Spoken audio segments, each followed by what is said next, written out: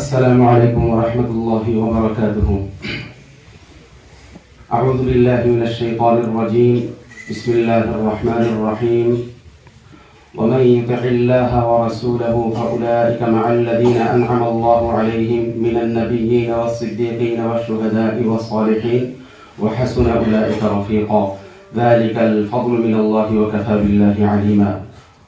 وقال النبي صلى الله عليه وسلم: كلكم راع وكلكم مسؤول عن رعيته۔ صدق الله العلي العظيم وصدق رسوله النبي الكريم ونحن على ذلك من الشاهدين والشاكرين۔ آج کی اس مبارک محفل میں آئے ہوئے مہمانان کرام، طلباء عزیز اور جلسہ کو اور اس محفل کو انعقاد کرنے کے لیے اور سجانے کے لیے محنت کرنے والے اور کوشش کرنے والے اساتذہ کرام، بطور خاص ہمارے مربی مشیر حضرت مولانا محمد عبداللہ صاحب اسٹیج پر تشریف فرما ہیں، ان سب کو میں تحیہ اسلام السلام علیکم ورحمۃ اللہ پیش کرتا ہوں اور سب کو مبارکباد دیتا ہوں اور سب کو خیر مقدم کہتا ہوں اور سب کے مستقبل کی بھلائی کی خاطر دعا گو ہوں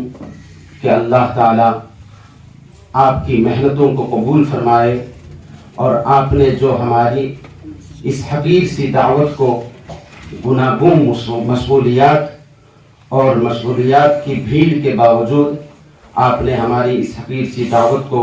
شرف قبولیت سے نوازا ہے، اس کے لیے ہم آپ کے شکر گزار ہیں اور تہ دل سے شکریہ ادا کرنا چاہتے ہیں اور کہتے ہیں کہ اللہ تعالیٰ آپ کو اپنے شایان شان بدلہ عطا فرمائے اور جزائے جزیلہ عطا فرمائے، دنیا کو آباد رکھے، آخرت میں بھی اللہ تعالیٰ آپ کو خوش رکھے، اللہ تعالیٰ آپ کے مقاصد کو پورا فرمائے، مقاصد دینیہ کو پورا فرمائے، اور اللہ تعالیٰ آپ کے جو ننھے منھے بچے ہیں آپ کی ماتحتی میں، آپ کی سرپرستی میں، اس مدرسے میں تعلیم حاصل کرنے والے جو چھوٹے چھوٹے اللہ کے نبی کے مہمان ہیں،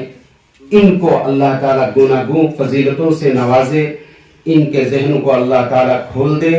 اور ان کو ہر طرح کی ترقیات سے نوازے اور ہر مشکلات سے اللہ تعالیٰ ان کی حفاظت فرمائے، آمین۔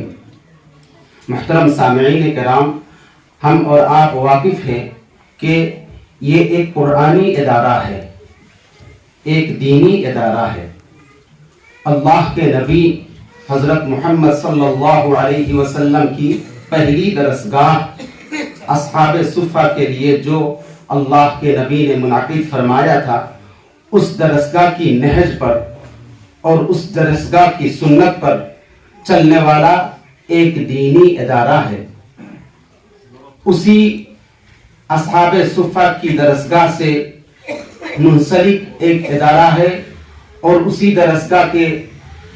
نہج پر چلنے والا ادارہ دارالعلوم دیوبند کی رہنمائی، اسلوب اور طرز پر چلنے والا اور روز بروز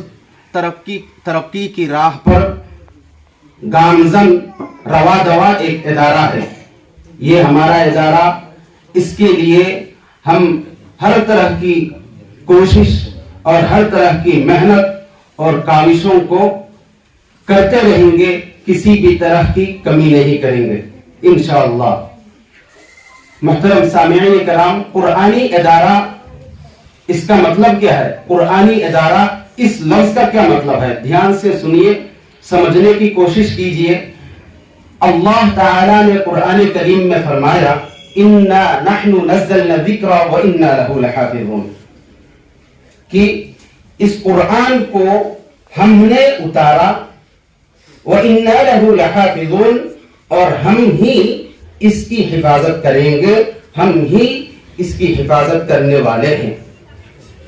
اس آیت کا مطلب اگر سمجھ جائیں گے نا تو قرآنی ادارہ کا مطلب کیا ہے؟ کچھ سمجھ میں آ جائے گا۔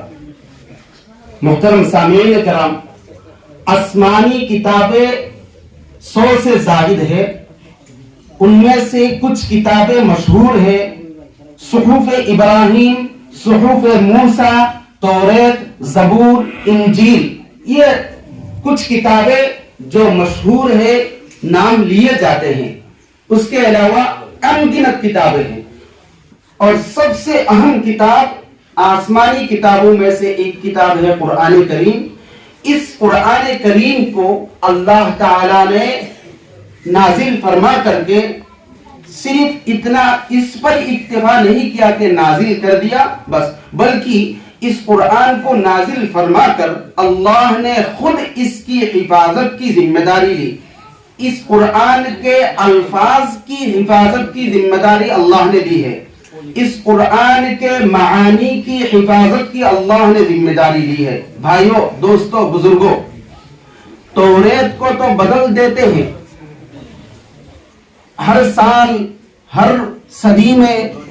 اور ہر دہائی میں توریت کو، زبور کو، انجیل کو اور دیگر آسمانی کتابوں کو رد بدل کر کے دنیا کے سامنے جو نان مسلم، جو غیر مسلم لوگ ہیں، جو غیر مسلم جانکار لوگ ہیں، جانکاری رکھنے والے لوگ ہیں، وہ دنیا کے سامنے توریت، زبور، انجیل اور اسی طرح سے دیگر آسمانی کتابوں کو محرف بنا کر کے، رد و بدل کر کے، تبدیلی اس کے اندر طرح طرح کی تبدیلی کر کے اور اپنی خواہشات کے حساب سے اس کے اندر تحریف کر کے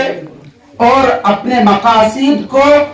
حاصل کرنے کی خاطر اور نام نہاد کے خاطر، نام کمانے کی خاطر یہ لوگ غیر مسلم جو جانکاری رکھتے ہیں وہ دنیا کے سامنے پیش کرتے ہیں تاکہ واہ واہی کچھ دیر کے لیے ہو جائے۔ تو ایسا ہی ہوتا ہے، دنیا کے سامنے توریت پیش کرنے کے بعد نیا ایڈیشن بنا کر کے یا نئی شکل دے کر کے جب پیش کرتے ہیں تو لوگ بڑی جو ہے خوش ہو کر کے، بڑی خوشی کے ساتھ ان دیگر آسمانی کتابوں کو قبول کر لیتے ہیں اور داد بھی دیتے ہیں اور حوصلہ افزائی کرتے ہیں تحریف کرنے والوں کی، اور رد و بدل کرنے والے جو بڑے لوگ ہیں ان میں ان کی حوصلہ افزائی کرتے ہیں، انعامات دیتے ہیں۔ لیکن قرآن کریم ایک ایسی بسیط کتاب ہے، ایک نرینہ کتاب ہے جس کی مثال نہیں ہے، ایک ایسا آسمانی منزل من اللہ کلام اللہ ہے جس میں ایک زبر یا زیر میں تبدیلی دنیا قبول نہیں کرتی ہے۔ اللہ نے قرآن کریم میں بار بار اللہ نے ان کے سامنے چیلنج بھی کیا ہے، یعنی دنیا کے سامنے، اور خاص کر کے قرآن میں کمزوری ڈھونڈنے والے یا قرآن میں کمی تلاش کرنے والے جو معاندین اسلام ہے، جو دشمنان اسلام ہے، ان کو اللہ نے کھلا چیلنج کر کے کہا کہ اگر تم سے ہو سکے اور اگر تم کہتے ہو کہ یہ کلام الناس ہے، یہ رسول محمد صلی اللہ علیہ وسلم نے خود اپنی طرف سے گھڑ کر کے اس قرآن کو پیش کیا ہے، یہ محمد شاعر تھے یا نجومی تھے یا کسی طرح سے کوئی مطلب کہ پادریوں سے حاصل کر کے یا کسی اور واسطے سے حاصل کر کے بنا کر کے اس قرآن کو پیش کیا ہے، اگر اس قرآن پر ایسے الزام لگاتے ہو تو کھلا چیلنج ہے، تم لوگوں کو چیلنج کرتا ہوں کہ اگر ہو سکے تو ایک کلمہ بنا کر کے بتا دو۔ ایک کلمہ، بھائیو سمجھو، ایک کلمہ کا مطلب ایک لفظ، ایک ورڈ۔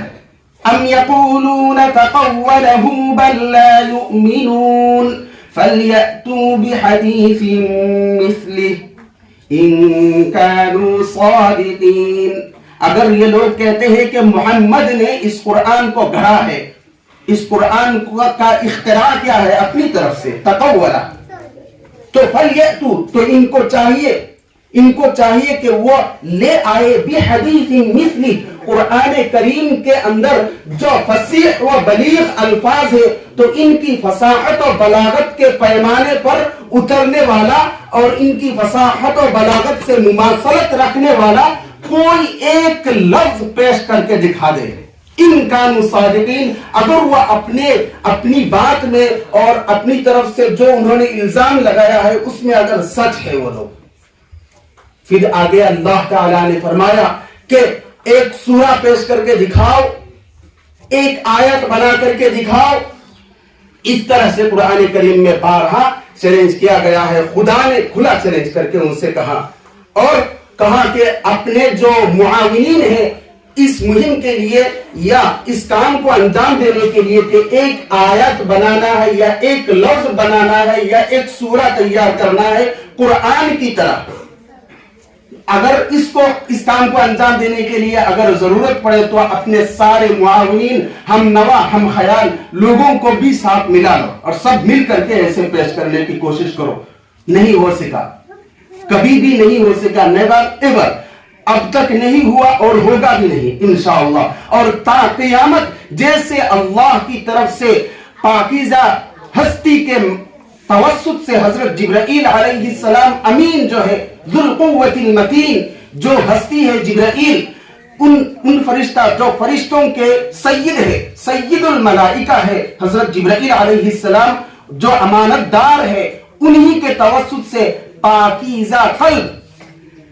جن کو اللہ تعالیٰ نے خود، جن کے سینے کو اللہ نے پاک بنایا ہے 2-3 مرتبہ چاک کر کے، یعنی حضرت محمد صلی اللہ علیہ وسلم کے قلب اطہر میں اللہ نے جیسے اپنی طرف سے نازل فرمایا تھا ویسے ہی ہو بہو وہی کتاب حضور صلی اللہ علیہ وسلم کے زمانہ یعنی صحابہ کرام کے دور، تابعین، تبع تابعین، مجتہدین اور دیگر اسلاف اور یہاں تک کہ ہمارے دور تک، ہمارے عصر تک ہو بہو ویسا ہی قرآن لفظ بلفظ موجود ہے. سبحان اللہ، اللہ اکبر. تو یہ ہے کلام اللہ. تو اس کلام اللہ کی اللہ تعالیٰ نے حفاظت کی ذمہ داری خود لی ہے. بھائیوں، میرے دوستوں، بزرگوں، اس لیے اس حفاظت کا طریقہ ایک سمجھا دیتا ہوں تاکہ اس جلسے کی بھی کچھ نہ کچھ اہمیت سمجھ میں آ جائے. بھائیوں دوستوں، کہ حفاظت کی ذمہ داری اللہ نے لی ہے، مطلب کہ اللہ نے کچھ محافظین اپنی طرف سے، کچھ نگران متعین کر دیا ہے. کیسے؟ کہ علماء ہے، علماء دین، مفسرین، مفتیان کرام، اسی طرح سے دینی علماء ہے، دینی علوم حاصل کرنے والے، اور خاص کر کے قرآن کریم کے الفاظ کو محفوظ کرنے کے لیے وہ علماء کرام جو مفتیان کرام، محدثین، مفسرین ہیں، وہ تو قرآن کریم کے معانی کو محفوظ کرنے کے لیے حضور صلی اللہ علیہ وسلم نے پوری زندگی تفسیر کر کے اپنی سنت سے قرآن کے معانی کو سمجھا دیا، پوری دنیا کے سامنے پیش کر دیا. تو وہ جو معانی ہے حضور کی سنت سے جو معانی سمجھ میں آئے ہیں وہ سب معانی محفوظ کرنے کے لیے اللہ نے کچھ محافظین اور کچھ فوج اور کچھ لشکر اللہ تعالیٰ نے متعین کر کے رکھا. اور وہ لشکر کون ہے؟ مفسرین، مفتیان کرام، محدثین، اور اسی طرح سے قرآن سے مسائل استنباط کرنے والے، قرآن کے واقعات کو، نصیحت آموز واقعات کو بتانے والے جو علماء ہیں، انہوں نے معانی کی حفاظت کی ذمہ داری لی ہے. اور رہے الفاظ، قرآن کے الفاظ، تو قرآن کے الفاظ کی حفاظت کے لیے اللہ نے کچھ لوگوں کا انتخاب کیا ہے اور وہ لوگ ہیں حفاظ کرام. اللہ اکبر. یہ حفاظ کرام، ان کے سینوں کو اللہ تعالیٰ نے منتخب کیا ہے قرآن کے الفاظ کی حفاظت کے لیے. یہ خدا کی فوج ہے، یہ خدا کی لشکر ہے،